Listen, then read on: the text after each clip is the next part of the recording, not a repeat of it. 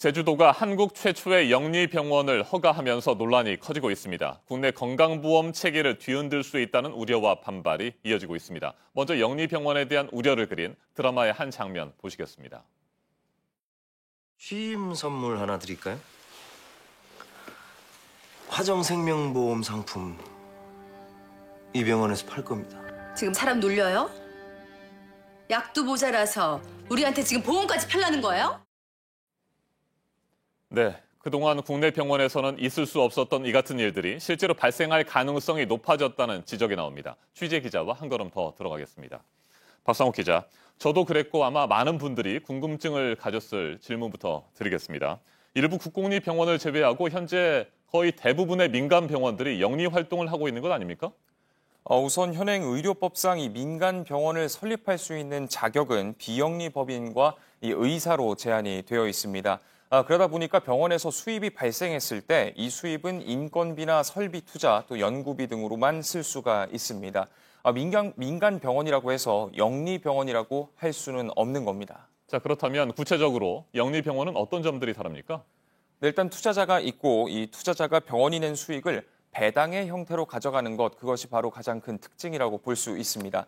주변에서 흔히 볼 수 있는 개인 병원을 놓고 의사가 수입을 가져가지 않느냐라고 하지만 이건 투자에 대한 배당이 아니라 의사 개인의 인건비 명목으로 봐야 합니다.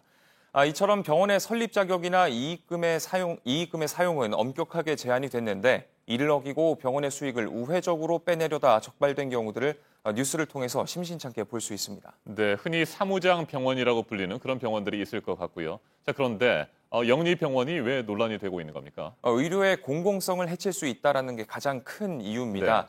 네. 지금처럼 비영리 법인이 아닌 외부 자금이 투입이 되면 의료인들이 투자자에 얽매일 수밖에 없다는 거죠.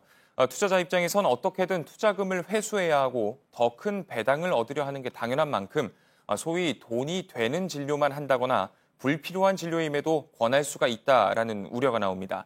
어제 최대집 대한의사협회 회장은 제주도를 찾아서 이 원희룡 지사와 면담을 했는데요. 의사협회가 어떤 입장을 전달했는지 한번 들어보겠습니다.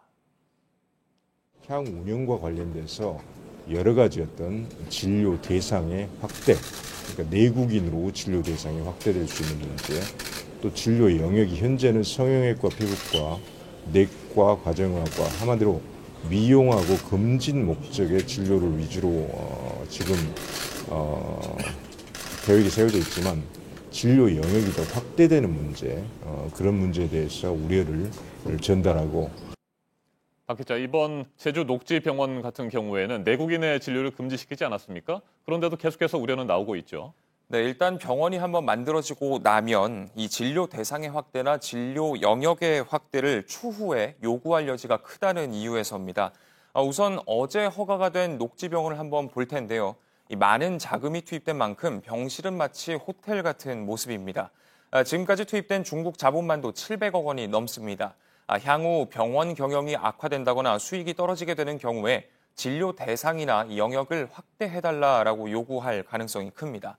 그런데 전면 금지였던 영리병원의 빗장이 풀리다 보니까 정부가 이 같은 요구를 받아들일 수 있다는 우려 역시 덩달아 커지고 있습니다. 네, 영리병원이 실제로 그와 같은 요구를 할 가능성이 커 보이는데 법적인 다툼의 여지도 있어 보입니다. 네, 그렇습니다. 당장 녹지병원 측은 이 제주도의 외국인 한정 결정에 강력한 불만을 나타냈습니다. 또 제주도에 단순 항의만 한 것이 아니라 법적 대응을 시사하는 공문을 보낸 것으로 전해졌는데요. 이 제주도 관계자는 내국인 진료를 제한한 조건이 부당하다고 판단을 해서 병원 측이 법적 대응을 검토하고 있는 것으로 추정된다라고 밝혔습니다. 제주도는 이와 관련해 보건복지부로부터 유권 해석을 받았고 문제가 전혀 없다라는 입장입니다만 법적 다툼에 나서게 되면 법원의 판단에 따를 수밖에 없고 이 법원의 판단이 어떻게 나올지는 아직 아무도 알 수 없습니다. 상황이 이렇다 보니까 우려를 없애려면 단순히 유권 해석에 그칠 것이 아니라 이 명문화를 통해서 법에 명시해야 하는 것 아니냐라는 목소리도 나오고 있습니다. 알겠습니다. 박상욱 기자, 수고했습니다.